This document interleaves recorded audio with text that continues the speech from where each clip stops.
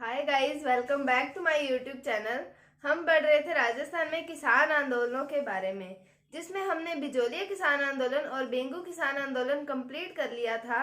आज हम एक नए किसान आंदोलन पर चर्चा करते हैं, जिसका नाम आता है बूंदी किसान आंदोलन। तो चलिए शुरू करते हैं।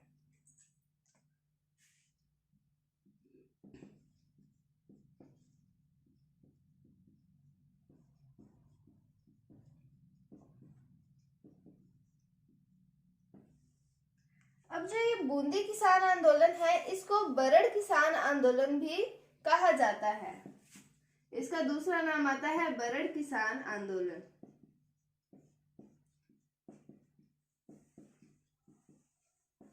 अब बात आती है कि इसको बरड़ किसान आंदोलन क्यों कहा जाता है, बरड़ क्या होता है। तो बूंदी और बिजोलिया,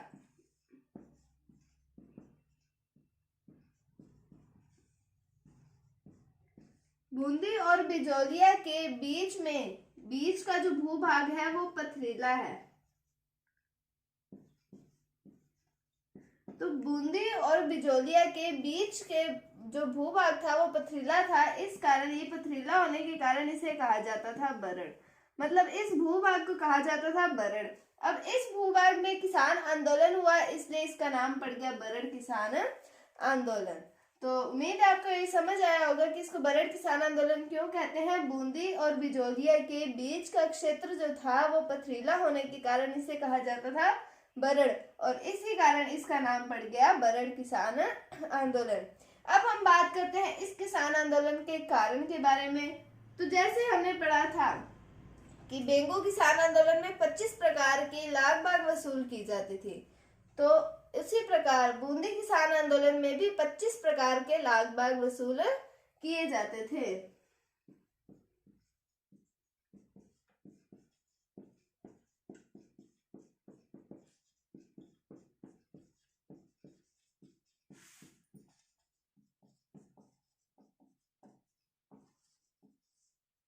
तो हम इसको इस तरह याद रख सकते हैं कि बूंदी और बेंगू दोनों बै से शुरू हो रहे हैं। दोनों दो दो वर्ड के मतलब दो दो अक्षरों के वर्ड हम कह सकते हैं।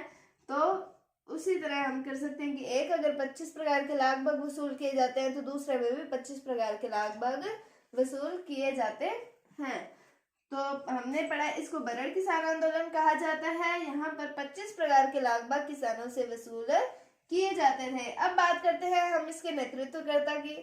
तो नेतृत्वकर्ता का नाम आता है पंडित नैनूराम शर्मा।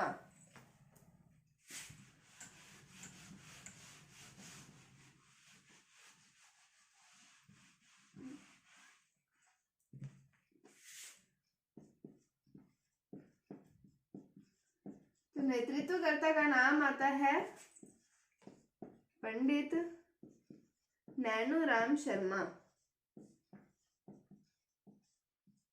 ये जो पंडित नैनूराम शर्मा है, इन्हें कर लिया जाता है गिरफ्तार। इन्हें गिरफ्तार कर लिया जाता है और इन्हें कठोर कारावास की सजा सुनाई जाती है। क्या सजा सुनाई जाती है? कठोर कारावास की सजा।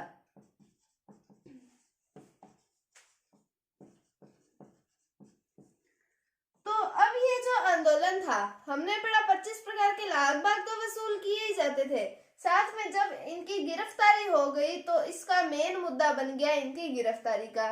तो फिर किसानों में जो ये था, इस बात को लेकर आक्रोश उत्पन्न था कि उनके नेतृत्वकर्ता को कर लिया गया है गिरफ्तार। अब वो करेंगे यहाँ पर सभा। फिर उसी तरह ये जो किसान आंदोलन है, बेंगू किसान आंदोलन की तरह ही है लगभग, बस इसमें नाम थोड़े बहुत चेंज आएंगे।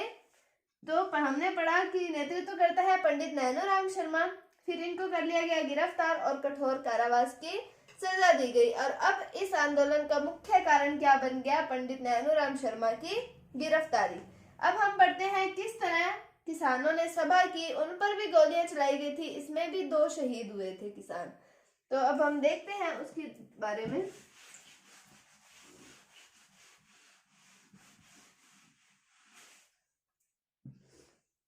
बात आती है 2 अप्रैल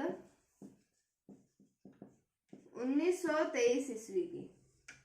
2 अप्रैल 1923 ईस्वी को इस गिरफ्तारी के विरोध में, पंडित नैनूराम शर्मा की गिरफ्तारी के विरोध में किसान इकट्ठे हुए डाबी नामक स्थान पर। कहां पर इकट्ठे हुए? 2 अप्रैल 1923 ईस्वी को किसान नैनूराम शर्मा की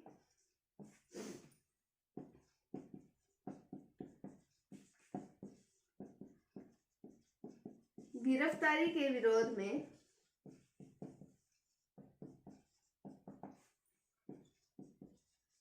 डाबी नामक स्थान पर एकत्रित हुए।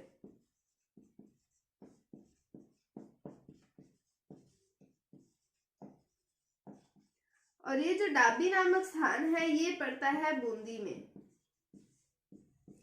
ये डाबी नामक स्थान पर एकत्रित हुए और वहां पर इन्होंने एक सभा का आयोजन किया। कब एकत्रित हुए थे? 2 अप्रैल 1923 ईस्वी को। किस लिए एकत्रित हुए थे? सारे किसान की जो पंडित नैनूराम शर्मा है उनकी गिरफ्तारी का विरोध करने के लिए एकत्रित हुए थे। तो अब हम देखते हैं आगे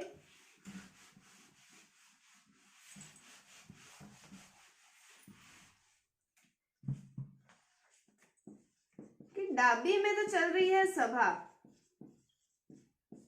उस समय पुलिस अधीक्षक आते हैं वहां पर। बेंगू किसान आंदोलन में कौन से आए थे? एक अंग्रेज अधिकारी आए थे, ट्रेंच, और यहाँ पर एक पुलिस अधीक्षक जिनका नाम आता है इकराम हुसैन। और इनका साथ किसने दिया? कल्याण सिंह ने। इकराम हुसैन और कल्याण सिंह, इनके नेतृत्व में सेना ने सभा पर चला दी गोलियां। सेम टू सेम बेंगू आंदोलन की तरह ही है। तो सभा पर चला दी गोलियां और उसमें रूपा जी और कृपा जी धाकड़ शहीद हुए थे। और यहाँ पर नानक जी भील और देवीलाल गुज्जर ये शहीद हुए थे। तो डाबी में चल रही है सभा, किसानों की सभा चल रही है। यहाँ पर पुलिस अधीक्षक इकराम हुसैन और कल्याण सिंह के द्वारा इनके नेतृत्व में गोलियां चलाई जाती हैं सभा पर, जिसमें 2 किसान, एक तो है नानक जी भील और दूसरे हैं देवीलाल गुज्जर, ये हो गए थे शहीद। इस सारी घटना को कहा जाता है डाबी हत्याकांड। क्या कहा जाता है? डाबी हत्याकांड। तो इसके अंदर हमें पुलिस अधीक्षक का नाम मोस्टली मेन पता होना चाहिए। ये कई बार पूछा जाता है कि इकराम हुसैन कौन से किसान आंदोलन से संबंधित हैं? तो ये हैं बूंदी किसान आंदोलन से संबंधित। और नानक जी भील और देवीलाल गुज्जर, इन दोनों के नाम भी मोस्ट इंपॉर्टेंट आते हैं कि बूंदी किसान आंदोलन में शहीद होने वाले जो किसान थे वो कौन थे? नानक जी भील और देवीलाल गुज्जर। इसके अंदर बूंदी और बेंगू के अंदर कई बार लोग कंफ्यूज हो जाते हैं कि कौन किस में शहीद हुआ था। तो बेंगू किसान आंदोलन में तो रूपा जी और कृपा जी धाकड़ शहीद हुए थे और बूंदी किसान आंदोलन में नानक जी भील और देवीलाल गुज्जर शहीद हुए थे।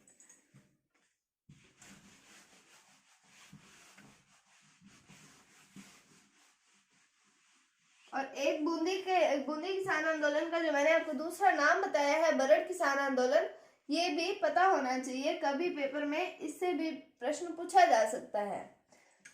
फिर हम देखते हैं माणिक्यलाल वर्मा।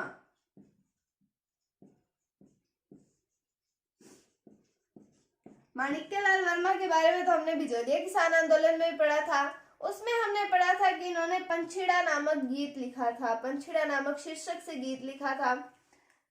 किस लिए लिखा था? किसानों में जोश उत्पन्न करने के लिए लिखा था।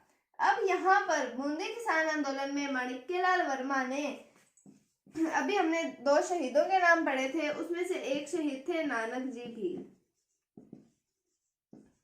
तो नानक जी भील की याद में इन्होंने अर्जी नामक शीर्षक से गीत लिखा था। किन्होंने लिखा था? माणिक्यलाल वर्मा ने। तो पंछीड़ा गीत तो संबंधित है बिजोलिया किसान आंदोलन से और अर्जी शीर्षक से जो गीत है वो संबंधित है बूंदी किसान आंदोलन से। और इस आंदोलन की एक खास बात हम ये भी कह सकते हैं कि इस आंदोलन में महिलाओं ने भी अपनी भूमिका निभाई थी।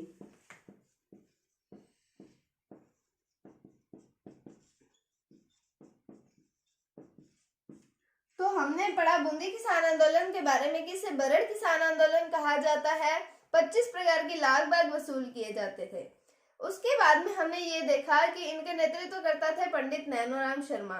उनको कर लिया गया गिरफ्तार और उन्हें कठोर कारावास की सजा सुनाई गई। और इस गिरफ्तारी के विरोध में किसानों ने की बैठक कहाँ पर सारे चले गए, डाबी नामक स्थान पर। कब गए थे? 2 अप्रैल 1923 ईस्वी को ये एकत्रित हुए। इन्होंने सभा का आयोजन किया और उस सभा पर इकराम हुसैन और कल्याण सिंह के द्वारा गोलियां चलाई गई, जिसमें नानक जी भील और देवीलाल गुज्जर ये शहीद हो गए थे।